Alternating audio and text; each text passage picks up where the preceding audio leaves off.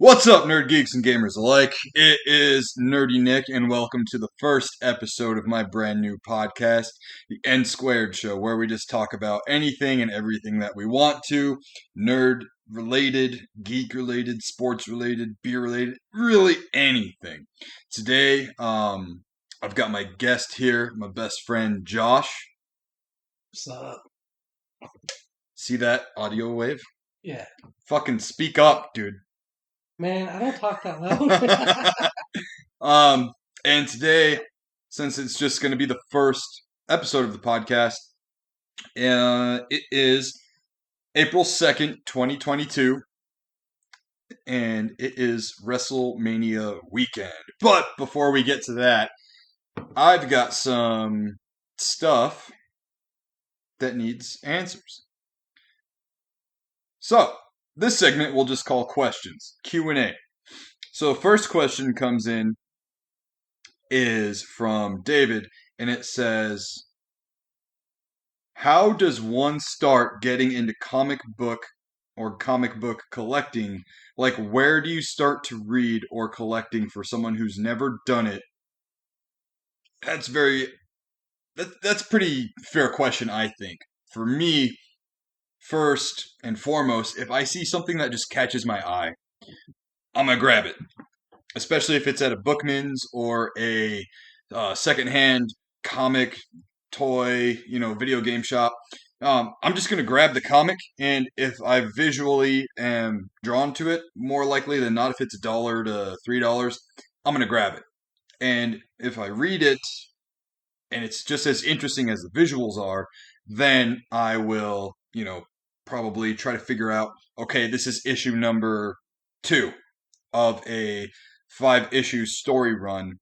I'm going to go and seek out the rest of those issues, or at least kind of like get a gist of what the story is. That way, I'm not just getting some random ass context and kind of lost after that point. Another thing, too, is for collecting purposes, I really like the shiny foil covers for comics. Shiny.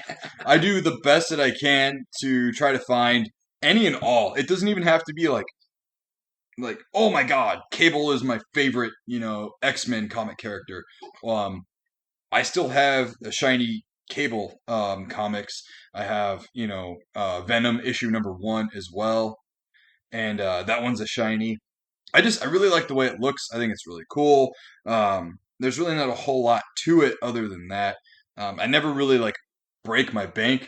I won my Venom issue number 1 in an auction, and I won it for $15, and that comic goes for much more than that. So that's anyways from my experience. Do you collect comics or anything like that, Josh? At one point, I tried to collect comics, but the thing is, it's like, I had that issue. It's like, I don't know where to start. I don't know, where to go. Mm-hmm. And I had bought one comic. I think it was, what was it called? It was a Bucky comic. The Winter Soldier's friend. Okay. Yeah. Bucky comic. And the thing is, I just bought it and I didn't know what to do with it.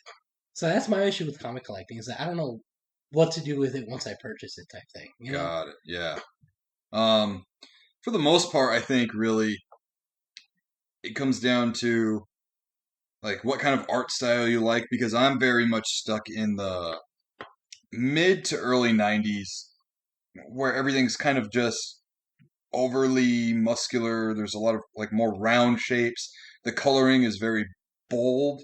The lining or the inking is very bold as well. And I think during that time there was a lot of cool storylines as well. Like for in X-Men, there was the Onslaught storyline, which is really cool. But just all around, that art style is what really gets me. So that's kind of how when I walk into the comics section of say for example Bookman's, that's what I look for first. And then once I find that art style that I really like, because I mean art styles can either grab your attention or they can just make you bored. That's very true. Yeah, so once I find like the art style, if I'm just kind of being like, I want to pick up 5 comics for $5 today, let me see what I can do.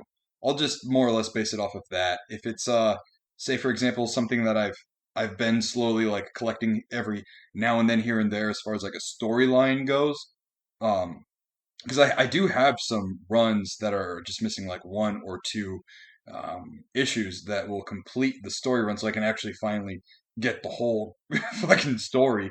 Um, then I'll shop for it that way. But like, just to answer that question, where to start? There's really not a bad place to start as long as it's not like issue 5 of for that story and you're getting the ending. Don't do that. Um, you know, maybe don't do that. All right. Yeah. And let's see. On to question number 2. This one comes in from Jim, and he says, "Which sloppy-bodied wrestler do you wish you could train into being more chiseled?" Hmm. So, as soon as I read that, I got an answer right away. And for those of you who are listening, this is actually, I should have said this in the beginning, this is just an audio podcast. Um, Eventually, I would like to have it be more of a combo like we do on like Drink a Beer, Play a Game, for example. But today it's just going to be an audio podcast. So I'm going to show Josh the wrestler I'm talking about, and then when you guys hear it, you can look at it for yourself. And so my answer is Adam Cole. He is a wrestler in AEW. He's supposed to be very elite, um, but he just looks like your average everyday kind of guy. Like there's really nothing threatening or special to him. I actually think like his head looks bigger than his fucking shoulders. Like I'm showing Josh right now pictures of Adam Cole, and you've seen him wrestle. He's been on Oh yeah. pay-per-views. Yeah, he recently was on. Like, look at that. How am I supposed to be scared of that? I think that's what works though, because it's Ah, like he looks like your average everyday Joe that just works out a little bit, and he's in wrestling. Come on, that's kind of cool. I guess. I mean, if I were to, who does that look better is Orange Cassidy, the guy with the jean jacket Oh and yeah. hands in the pockets, like that guy. He does that look way better because Adam Cole. I mean, as much as people love him, he's really like a good heel.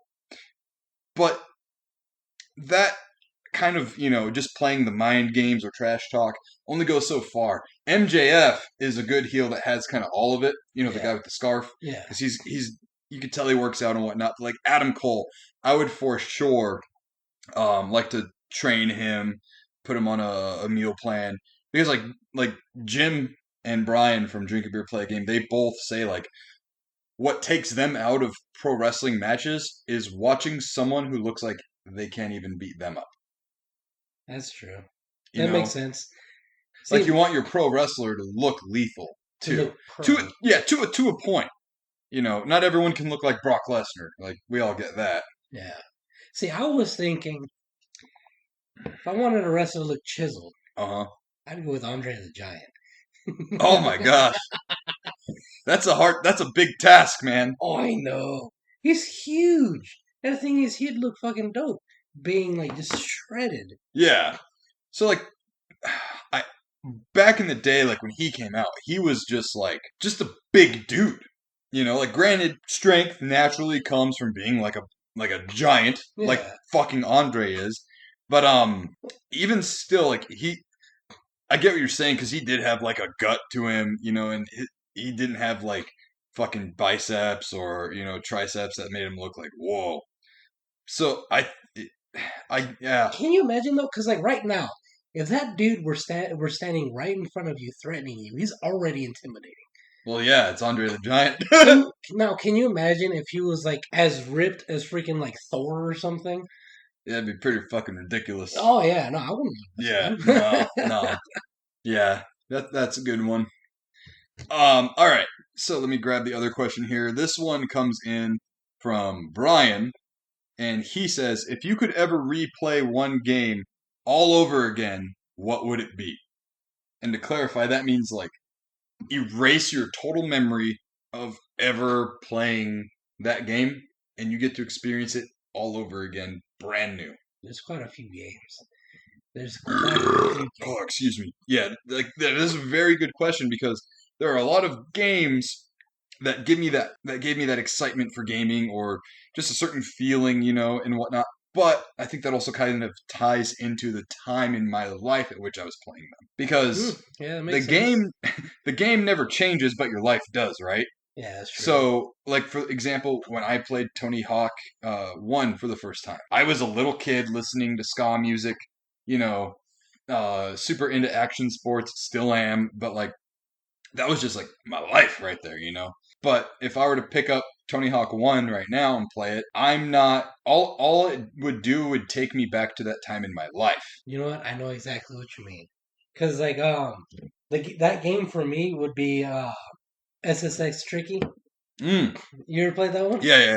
Oh, Yeah, I've got it on the GameCube. oh man, I used to love playing that game. But the reason being is because I would actually play it all with my cousins over at their place. Yeah, So it reminds me a lot of that time rather than the game itself. right. So I'm on board with you on that one. So it's a tricky question. So I think as far as just like straight up game experience goes, I'm probably going to say the first Halo Hmm. because that game was really like my first kind of advanced like first person shooter like on a newer console at the time. And it really blew me away. Um little pun there for Halo 2, blow me away. Yeah. Thanks guys, I'm here all fucking week. But anyways, I remember just playing the game. I'm thinking how fucking badass it was to be this like 7 foot plus tall fucking killing machine, right? And hearing all of the grunts speak for the first time and say all these like quips and quirks and have this stupid fucking dialogue. Is this thing frozen? Oh no, it's still recording. I'm gonna leave that in. Hopefully it's still recording anyways. This I think it's a recording. Yeah, it's still recording. It looks like it's been recording still. Okay, cool. It was just a really fun time. The world felt, even though it was limited to the ring, right, and only Mhm. certain parts of the ring, really, it was still very expansive, and it was really exciting to be able to, even though they fucking died all the time, interact with the Marines and put them on your Warthog, drive around and hear them, like, oh yeah, want some more, and then they fucking die and go, like it was just really fun. It was a really fun time. The game overall, I mean, sets up a really good story moving forward. Obviously, we're on like fucking Halo 6 now without without the side games. Like there's Halo 1, 2, 3, 4, 5, and then Infinite. And then you've also got, like ODST and Reach and all that. So That's true. Damn, it's like 4 yeah, games. yeah, it's got a lot to it. And that's like then there's Halo Wars and Spartan Assault and all these other games. So for me, it would be Halo. It was just a very captivating game and kind of really, it was kind of the game that set up my imagination for what games could be in the future, That's a good point. especially with the LAN parties too. Oh, dude, I mean that's a good point because Halo definitely like really changed up just the game Yeah. for everything really. Because honestly, I think that was like the first FPS that really made FPS shooters like super popular, other than like World at War. Uh, well, I think World at War came out on the 360. Really? Yeah. Yeah, Call of Duty, World at War came out on the 360. But we still had games like Doom, like the original Dooms on the computer. You also had Yeah. Quake. Quake was like a really big multiplayer Yeah. FPS, but those games weren't at the level graphically or systematically as And Halo. popularity wise too, because Halo was huge. Yeah, Halo was everywhere. Master Chief was plastered on everything. Come like Halo 2. Yeah. You know, I mean, I wish um, Mountain Dew came back with the gamer fuel. Oh, that'd be cool. With the Halo cans. I Yeah. remember them being like Yeah. orange. Oh gosh, so many discolored urination times. Yep. See, see, like honestly, for me, the one game that I can really think about that I wish I could, just forget and replay, Hmm. Dead Space. I know you haven't played it yet. Yeah. Dead Space is one of those games where me personally, I Mhm. hate the scary genre. I'm a little bitch when it gets, when it comes to being scared. Okay. I really hate it. But Dead Space does it right, honestly. It's one of those games where it scares you both by jump scares, but also, like, especially in Dead Space 2, it's fucks with you mentally. It really does. For Yeah, me, it's a really fucking good story with really good gameplay. from what I gathered from the I can't remember that. So I watched the anime Oh, that little movie. animated series I thing? think it was called like Dead Space Aftermath. Mm-hmm. That gave me a good insight into some of the like the story and whatnot. I think there were like weren't there two Dead Space animated movies? I want to say there was, but There was like I think there was like a prequel one, and yeah, because I honestly, I can't watched remember. one where it was like the shit just happened, or it Yeah. was about to happen and then just happened. But anyways, I kind of gathered some of the story and whatnot, and it sounds very fucking mentally like twisted. Oh, it is. It's Yeah, and fucking like great and very though. gruesome. And You that's the know. thing is that it's one of those games where even though it really is, it's told from like such a completely different perspective Hmm. from many other games. Like you're literally playing as some engineer that's literally going to try to surprise his girlfriend on some mining ship in space Hmm. that that got messed up. He thought he was just literally gonna go over there, repair it, visit his girlfriend, and just go back home. And then he gets thrown into some wild ass fucking His name's Isaac, right? yeah. Yeah, yeah. Ends up being able to create like the markers and all that. I don't know. I just feel like it's a great story, amazing gameplay, Hmm. and just overall one of the best games I've ever played. Except three. Three kind of sucks. Well, right, right. So yeah, I mean, there's probably a couple other games, Oh yeah. but I would really have to like sit down and dissect. Is it the game or is it the time? Yeah. Because anytime I think back to like, oh, like I love the fuck out of Tekken 2. But when I think about Tekken 2, I think about this Saturday morning that I was playing it. It's a very specific memory. So it's like a Saturday morning where I was playing it and I was going or about to get ready to go to the kid who lives across the street from me, his birthday party, Hmm. and then I go have some fun. A grown up fucking spills beer on me on accident. So I'm like, I'm going to go back home, literally right across the street, rinse off real quick. And then I didn't even end up going back to the birthday party. I just sat down and went back to Tekken 2, and like that, like, so it's kind of that kind of shit. And I even covered it on one of my, I think it was my Christmas episode where I was talking about like nostalgic games that remind me of Christmas or whatever. It's really easy to link games, movies, Oh or just yeah. like events to a time in your life.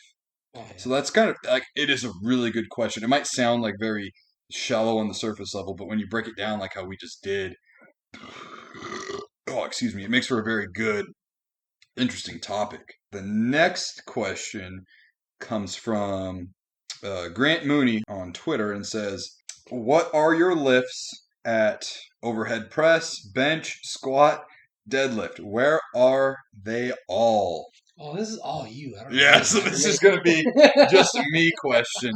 So, my overhead press, I don't do like standing overhead press.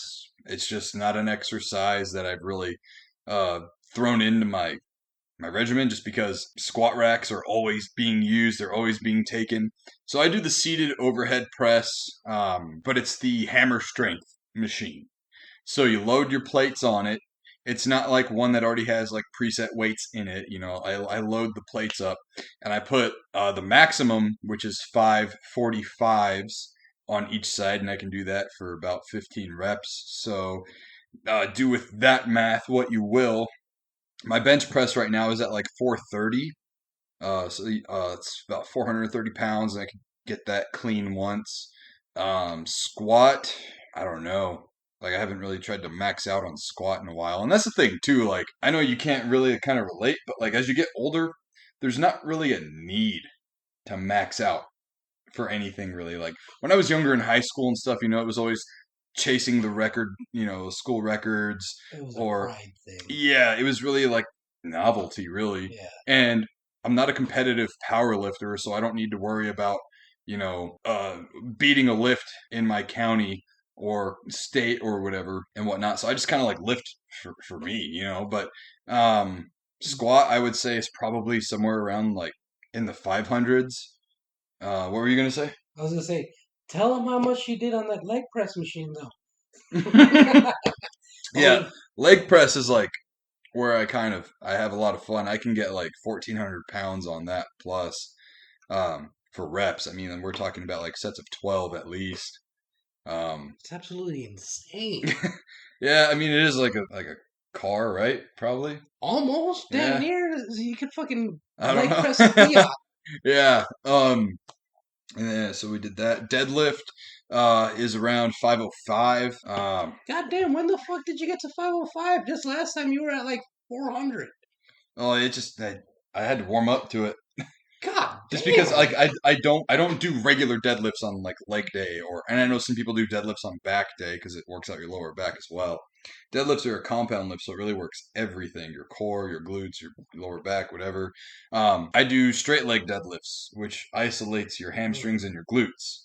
But I still go relatively heavy on those because it's really like geared more towards being like a stretch, like an active stretch rather than like a lift. That at least that's how you're supposed to treat it. So you're not supposed to really go like too heavy because it would be really easy to fuck yourself up doing a straight leg deadlift Yeah, that's at true. 505 pounds. Like Yeah, that's you're true. asking to fucking get hurt. So I still have when you do straight legged deadlifts, I still have the form, still have this and that. So I just have to really kind of get back into the full motion of a regular deadlift, and then like 2 weeks later, I'm back to where I was. Because you still have the same explosive, well, not the same explosive. You still have the kind of full extension on the way up and everything. So yeah, let's see. Were there any other lifts I missed? Squat, dead, bench, overhead press. No, yeah. And then lastly, Crooked Does Stuff says, definitely should cover how anything said on April Fools shouldn't be taken seriously. With a laugh emoji. So it is very topical because yesterday was April Fool's Day. Um, I take shit way too far on April Fools. What did you do? Yeah, it's just it started in high school. When I was like 15, I had called my mom and ran with it for like half an hour and told her I was really high. Oh my god. Yeah, and I had her on speaker and she was freaking out. What the fuck, Nick? What are you doing? Like just going nuts. And my friends were like, "Bro, just tell her you're joking." And I'm like, "No, I'm running with this." Oh man, I can already imagine. Because knowing your mom, Yeah, she probably like talked your ear off and you let it happen for a I minute, hung didn't up you? on her. Oh my god. Yeah. And then I think it was like my junior or senior year. I had my girlfriend at the time call my mom and then call my dad. Mind you, my dad was a cop at the time. Oh Okay, god. so we're just gonna throw that in there. You want to keep dropping shit? Sorry for anyone listening that has headphones on. Um, I had her call my parents individually. My parents were divorced already, whatever.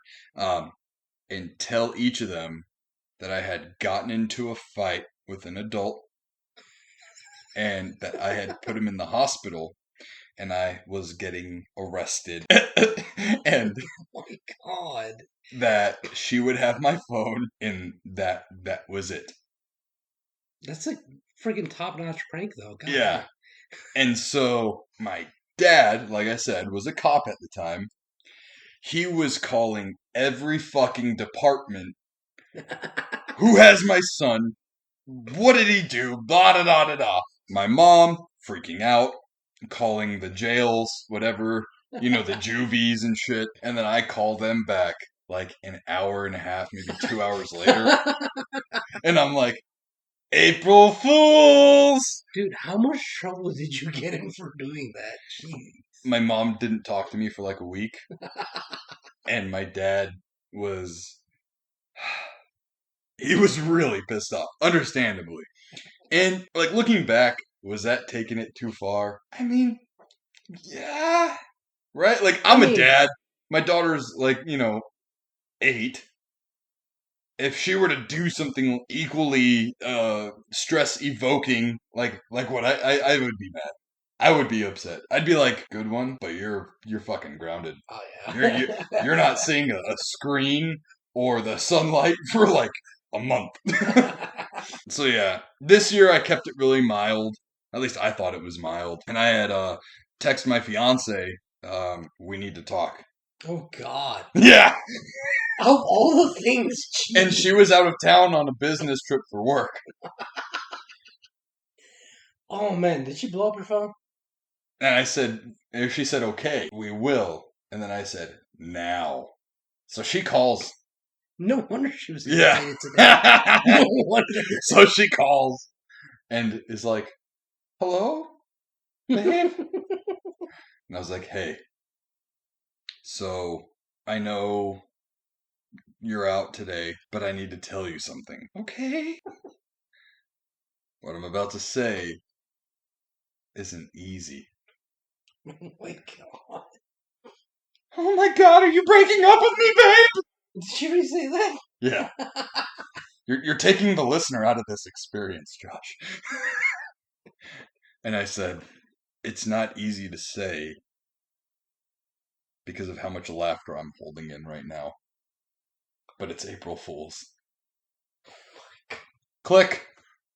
Oh She hung up on me so fucking quick.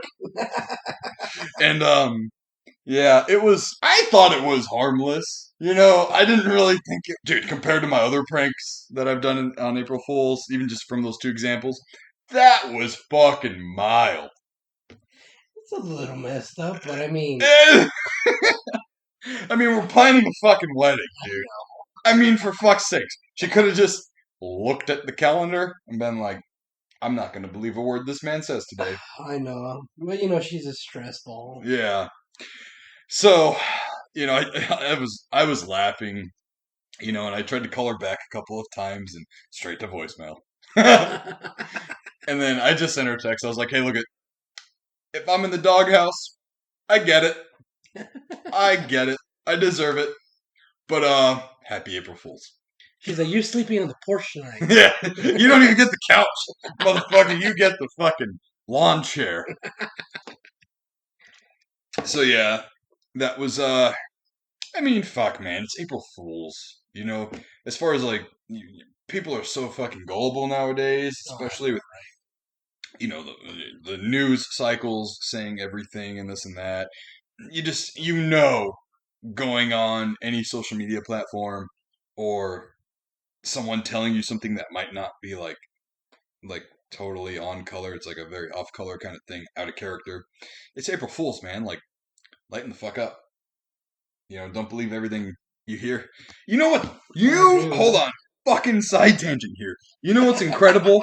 What? The generation that told us not to believe everything we see on the internet It's the most gullible generation. believes everything they fucking see on the internet. They Boomers. All you boomers, your grandmas, your grandpas, you know, even certain parents, for fuck's sakes. It's like, get a grip. They believe every email they get. They believe every text they get. They believe every phone call they get. These are the people that you heard about in the 90s that got scammed by some fucking prince from fucking Africa that needs $100. You know what I mean? And then they drain your bank account. Whatever. Fucking gullible. Anyways, so... Hey, man, you never know in the future. Something's going to happen and we're going to be the gullible generation. I fucking hope not. Jesus Christ. Give your balls a tug. That was it for the questions segment, the Q&A. So thank you to all who wrote in and provided us some questions. And now you have your answers. Moving on, Josh. Oh, hold on. I got to hit you here. There we go. All right. Have you ever heard of a thing called E3? The thing that's like really not that relevant nowadays. Yeah. So E3 used to be this giant ass fucking trade show for video games and tech or whatever. Really more so video game geared. Yeah. COVID happened and it kind of fucking canceled everything for a long time, right? Yeah, like PlayStation has their own like what is it called now? It's like a showcase, really. Everybody has their own showcase now instead of having Nintendo has their directs, you know, and shit like that. Well, E3 is not happening this summer. This is the very first time in my lifetime that there has not been an E3 or will not be an E3. Dude, there's been an E3 almost every year since I can remember. Yeah. So, Jeez. I know we just said, like the major big dog players, they usually have their own showcases online, whatever. That doesn't necessarily mean small time developers, these indie studios, even your AA or AAA studios like Ubisoft or, Blizzard or, ooh, that's a hot topic fucking item right there, or Capcom or whatever. They normally use E3 as their big platform for the year. Yeah.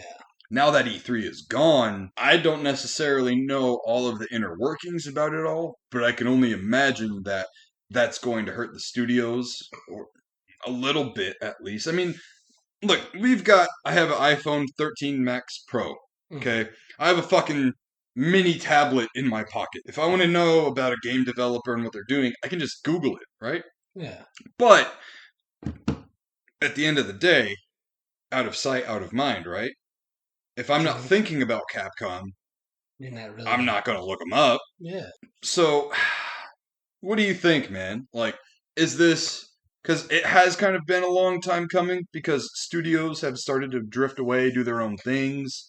I think it was like the year they showed off The Last of Us 2 before it came out. Sony was doing their own thing off-site. Yeah. Same neighborhood, but off-site. So it's not like I think Xbox was the only one who was doing the E3, Like sticking to yeah. So what do you think, man? Like, you think this is going to help out game studios have like full control of like what they do, announcing shit, or I mean, honestly, I don't know, because I mean, like, I don't know if there's like all these big purchases for studios going on right now. Like, I don't know if you heard, but apparently there's news that PlayStation may have bought From Software. Yeah, I heard something about that. So it's like I feel like there's two directions that it can go, and it can either go where these big companies are going to be purchasing all these software companies now, or it gives these software companies the chance to make their own E3 per se, where they can showcase things on their own, like an indie studios gathering, yeah, or something like that. Right, yeah. Which honestly, I think I'd prefer that because that gives them leverage to just do whatever the fuck they want. You do kind of you do kind of have something like that. It's called GDC. It happens once a year. Yeah, so GDC, it's really just business inclusive. It's game developers convention or something like that, and it's just game developers showing off their shit. It's like a very much smaller scale E3, but it's not like really accessible to the public like E3 is.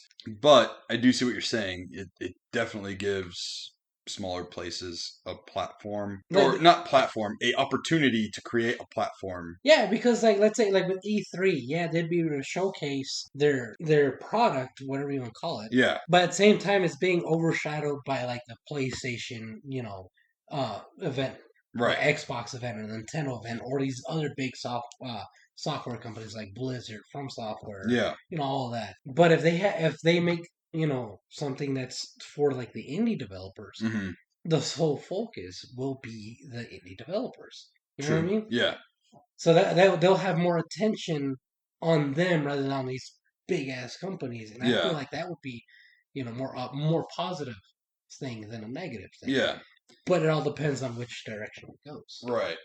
I think I'm going to come from a couple different perspectives here. One, I think the giant convention missing out of the economy is going to really hurt the local economy.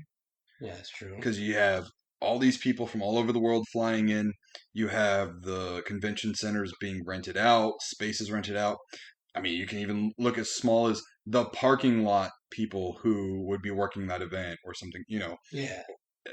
That does suck in general. And also too, it kind of like brings me back to when I was maybe about 12. I had a subscription. This is how old I am, people. I had a subscription to a video game magazine called EGM, or Electronic Gaming Monthly. And in one of the advertisements, it was really cool. It was a picture of like a kiddie pool, like an inflatable one. Yeah. with like a kid sitting in like a inflatable little ring floaty, and it was like plans for the summer or real plans for the summer. And then on the bottom of that ad, it showed screenshots from previous E3s, and I'm just like, man, E3 used to really be something big. Oh I mean, fuck, dude. Like you had The Rock and Bill Gates sharing a stage revealing Xbox. yeah. Mm-hmm. You know, um, it brings me back to this meme where it's at E3 and it's got these banners or signs, and one is PlayStation 2 sign, one is the Dreamcast sign, one is Yeah. GameCube and Xbox. And it was like when all four, Nations live yeah, in yeah, yeah, yeah. harmony. I was there when all four nations lived in harmony or whatever. Like it does suck that that event isn't going to be around anymore. I've never been. And really, they only started opening that up to the public when they saw kind of the signs on the wall of like, oh, this might not be a thing for very much longer. We should start to include more people, charge more money for the general audience to come in. Because I've never worked in the industry, I've never been in the industry, so I never got to go. But like, it always looked really cool. I remember seeing pictures of like giant fucking monsters and dragons from like Monster Hunter booths, Yeah. and Witcher shit and whatever. I mean, they had fucking Mick Gordon doing the Doom soundtrack as a concert at E3. All You right. know what I mean? It's like, fuck, man, it was so cool. Even just to watch E3's presentations like live on YouTube from IGN's YouTube channel or whatever. It it just sucks that that's not going to be a thing, really. I know there's a lot of people that are like, "Oh well," and there's other people who kind of like cling to that, like that's where I get my big announcements throughout the year, Yeah. or I I made dude, like for the last like few years, the exception of like COVID, I always made it a point to watch E3 whenever I could, even when I was at work, bro. I'd have like my headphones in, but I would have YouTube playing, and I would just listen to the coverage or whatever. So it does suck to see E3 go. It kind of does feel like it's the nail in the coffin, and it's not gonna come back because, like I said, it's been leading up. I think 5 years from now, maybe it'll come back for like a special, like, hey, we're back this year. For a one-time event type. Yeah, or maybe it won't be like an E3, but it'll be something like it. I know, like, I think it's in Germany, they have this giant fucking convention called Gamescom, and that is like E3 because more people announce more games over there. Mhm. And that's like booming, still booming, big time thing. So maybe that'll maybe take over the global spotlight of it all. But yeah, like just because we saw it coming or it's not really relevant doesn't mean it still doesn't kind of like suck that it's gonna be gone. Oh, I know. Like it's one of those things where it's like it's been part of our lives, especially as gamers. Mm-hmm. It's been part of our lives for how long now? Yeah, I mean it's been around mid '90s. I want to say I'm not 100% sure. Um, but yeah, it does suck that it's going to the wayside. Yeah. So, last topic I have for us here is very topical because today, in like less than an hour, WrestleMania 38 is starting. Mm, Um, it's mhm. WrestleMania for the last couple of years has been a 2-day event, which I think is a really good thing because I just run over this quickly. It's better to watch 2 3-hour shows than one 6 to 8 hour show. Yeah. Like you watch WrestleMania, like 10 years ago, that's your fucking Saturday, that's your Sunday, whatever it is. Stop. Anyways, so this weekend is WrestleMania weekend. Blah blah blah blah. So last night, before we even get into WrestleMania, the Undertaker was inducted to the WWE Hall of Fame. Oh wow. And Nice. what's kind of intriguing is that at the end of his speech, when he laid down his boots and his hat, whatever, Yeah. he said, "Never say never," Hmm. which leaves speculation for like maybe he could come back for one more match. Who knows? It's kind of like that. I relate it to like this. On my rest days, I still do cardio. Yeah. Sometimes I go to the gym to do cardio. I see people lifting. when I'm just doing cardio and I really want to lift. So I equate it like that, where he's supposed to be resting now. Rest in peace. You know. But he's still around the business, coaching, you know, sometimes going backstage at events, whatever. And that might still not satisfy him completely. Maybe he's like, oh, I'm seeing all these people wrestle again. How old is he again? He's in his 50s for sure. Oh, hell, that shouldn't stop him. Look at Sting. Right? That's what I'm saying. But at the same time, Sting probably took better care of himself than I think The Undertaker did. That's true. Like, think about it. Like, Undertaker's a tall dude, right? Like, he's damn near 7 foot tall. Mhm. Now, tall people got shitty ass fucking knees. That's true. Okay? What's his most infamous move? The tombstone pile driver. Every time he does that, motherfucker slamming on his knees. Even if he has knee pads on. Promotion pads? Yeah. The dude has been wrestling since the late 80s. At least as The Undertaker. Damn, I was gonna say, I thought it was like a little later than that. Damn, I've been out of loop for a while. Mm-hmm. So, I mean, look, let's put it this way, right? The Undertaker, when he started his career as The Undertaker, he was on an NES game. Jeez. Yeah. And now look, he is in the most recent WWE 2K22. Wait, you telling me that he's been wrestling longer than I've been alive? Yes. Jeez. Yeah. And Sting even longer so. Damn. Yeah, which is crazy that he's taking all these like high spot dives and everything.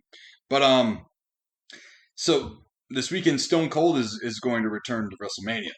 Oh, I remember we were talking about Yeah, that. it's not billed as a match, but he's been getting into really good shape again. He's never really been in bad shape, but he's in good shape. Yeah. I think maybe that's kind of fueling the Undertaker's itch to maybe come back for one more. Mhm. You know, Goldberg has like one more match, I think, under his WWE contract. That dude's up there too. He's old. Oh man, I remember when Goldberg retired years ago. Retired, Yeah. quote unquote, years ago.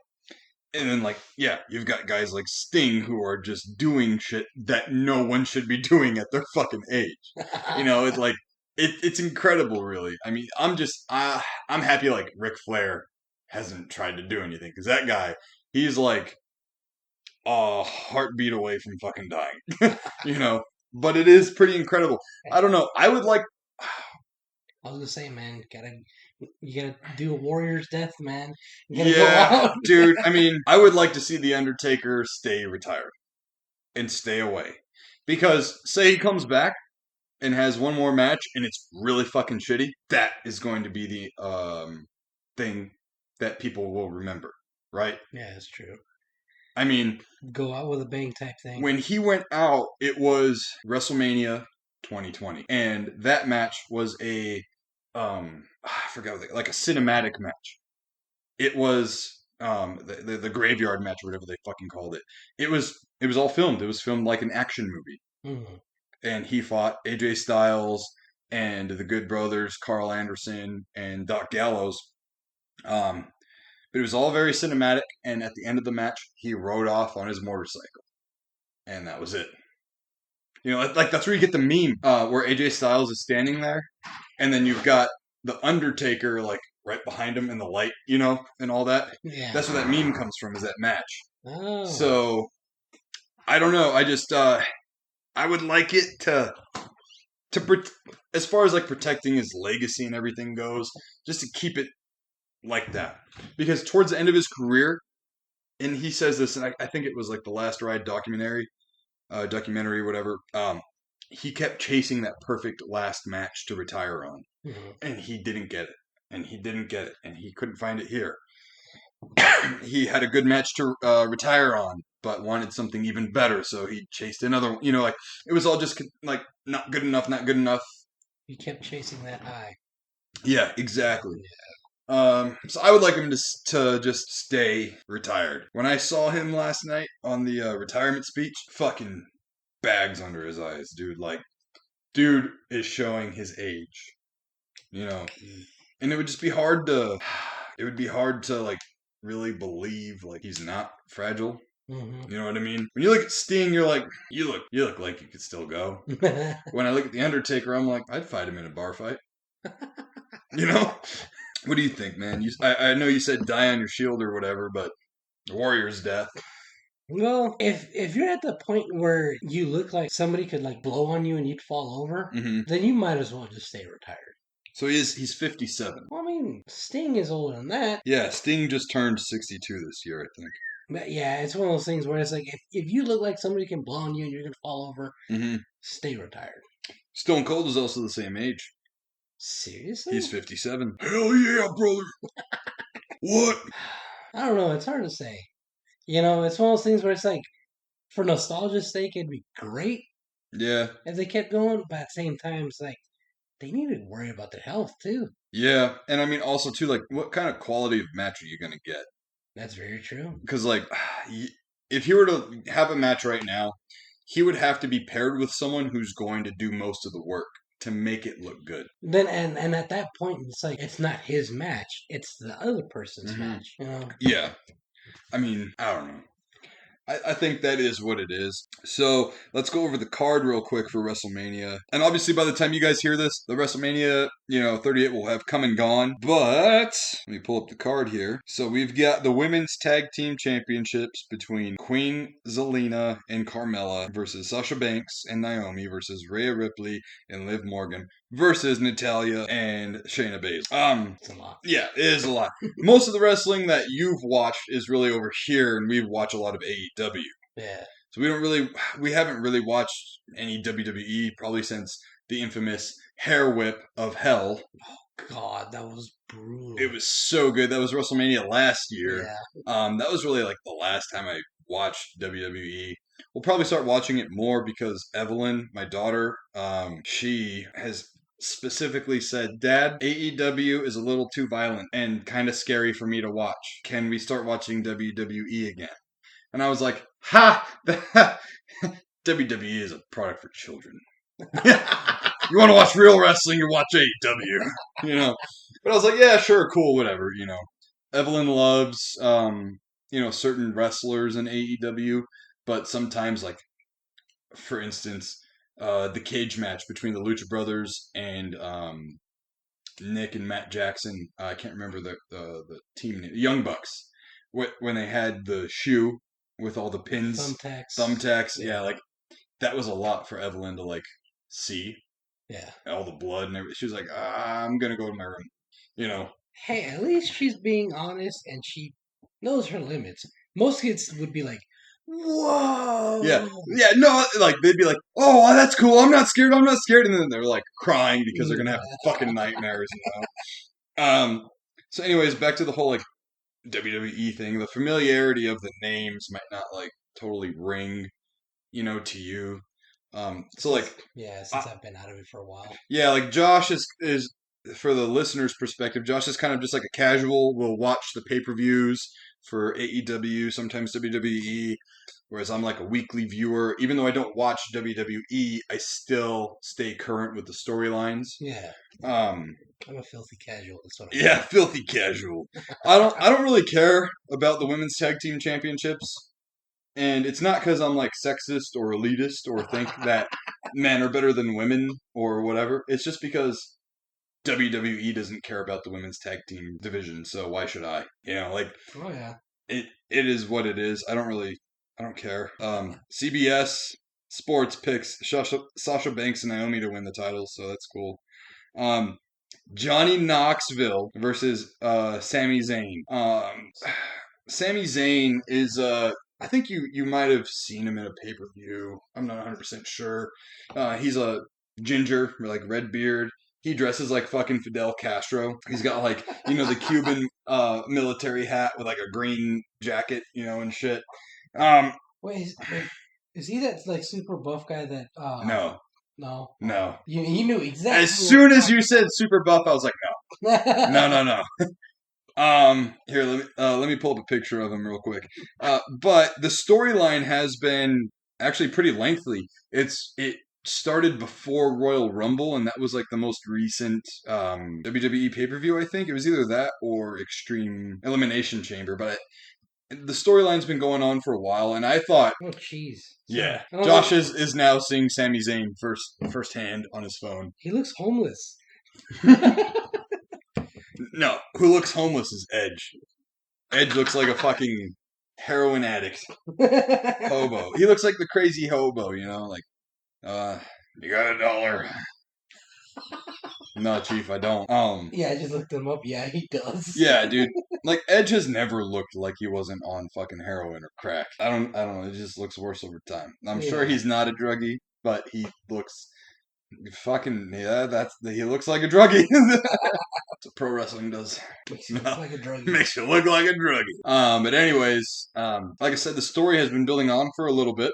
And I'm surprised because I thought Johnny Knoxville entering the Royal Rumble was just a gimmick to promote Jackass Forever. But it's still going. I'm really surprised. So I know in an interview, Johnny Knoxville said he's taking this wrestling shit seriously. So I don't know where this match is gonna go.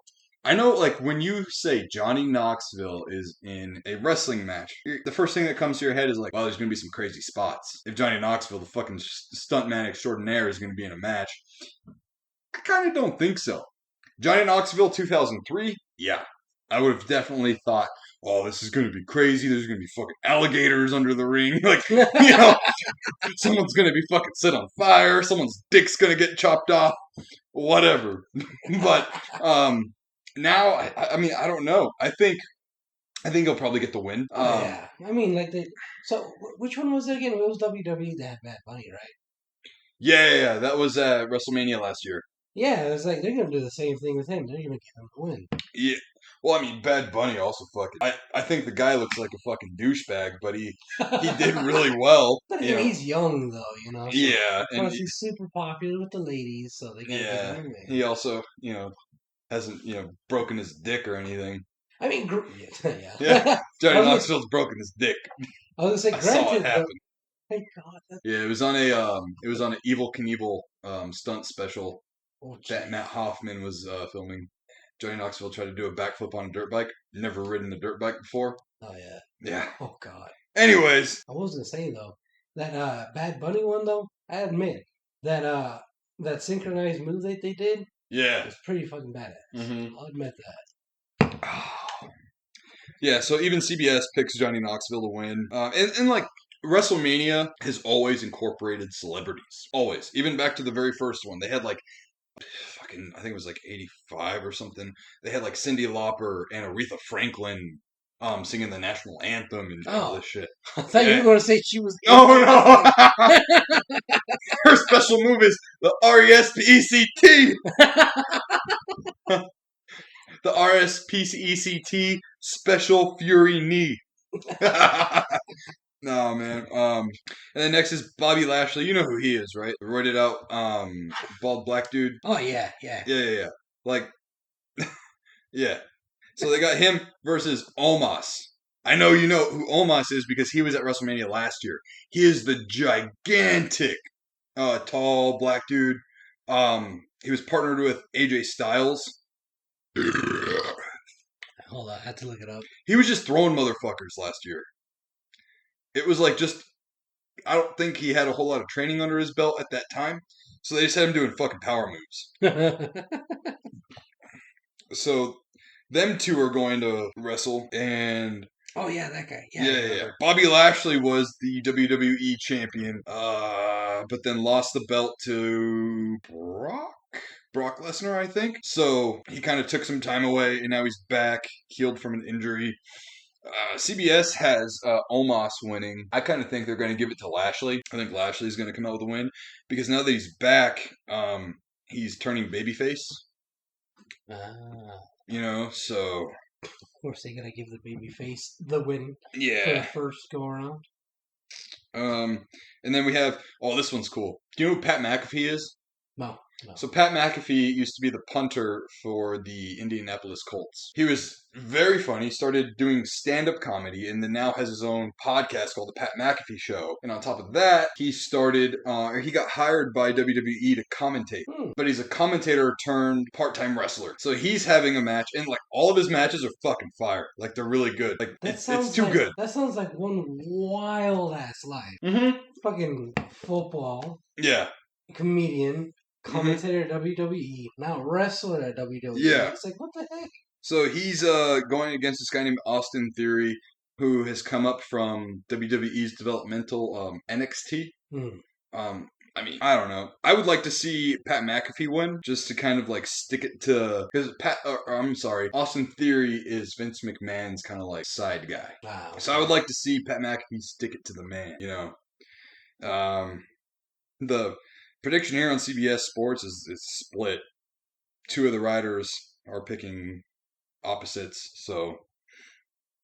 And then we've got the Raw Tag Team Championships. RK Bro versus the Street Profits versus the Alpha Academy. So RK Bro is Randy Orton, an ex-UFC fighter, Matt Riddle. So he's like, his character is pretty fucking funny. He never wears shoes. When he gets into the ring, he flicks his flip-flops. He rides a scooter, and he acts like fucking the ultimate, like, he's like the real-life Shaggy from Scooby-Doo. Like, always high. His intro song goes like this. Bro. And then, like, some hip-hop beats start playing. Oh, God. Yeah. So they've been the champs for a while. The Street Profits, I know you've seen them wrestle before. They come out with, like, the red cups. Oh, yeah. You know, yeah. And then, the Alpha Academy is with Chad Gable and Otis. Otis used to be part of a tag team called Heavy Machinery. They were like redneck dudes. They've since turned them into they've turned him into more of a folk style, like traditional wrestler. Because the guy he's partnered with, Chad Gable, was an Olympic wrestler as well. Oh shit. Yeah. I think I would say RK Bro probably keeps the titles. And these two writers are saying Alpha Academy is going to win, and RK Bro is going to win. So who knows? And speaking of who knows, Edge versus AJ Styles. So AJ Styles is pretty fucking awesome. You can always get a good match out of him. Edge, I don't know. I just feel like I need to take a shower after any time I look at him. Because he's too edgy. God, fuck. That's the end of the show, everybody. Have a good night. Thanks for tuning in. Make sure to fucking subscribe and comment and all that shit. We'll return never because we're canceled. That was it. Anyways. I would like to say AJ Styles wins, but with this storyline, I'm not really 100% sure what the fuck's going on. I haven't really paid any attention to it. Both of the writers here are saying Edge is going to win, so maybe AJ Styles is the heel in this story. You've got title versus title, Brock Lesnar versus Roman Reigns. This is one I was talking to you about earlier.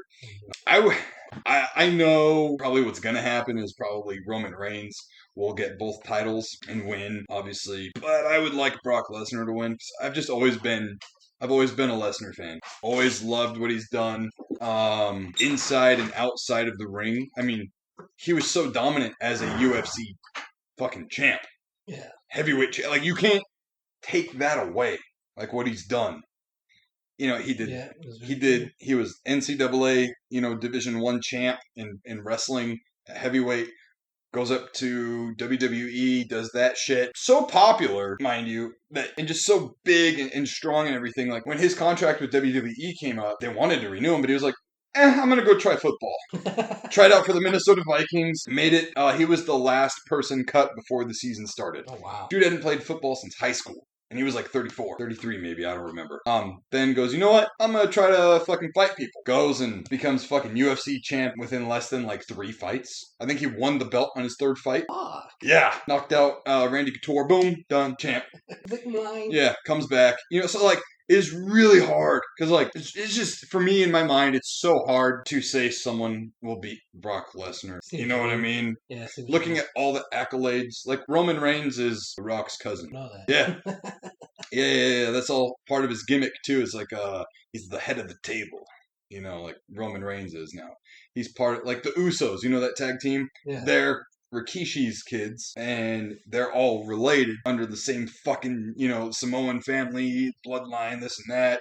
So yeah, like, kind of feel just because of, like the good old boys are gonna say, like, give it to Roman. He's he's lineal. He is third, fourth generation wrestler from this family. Yeah.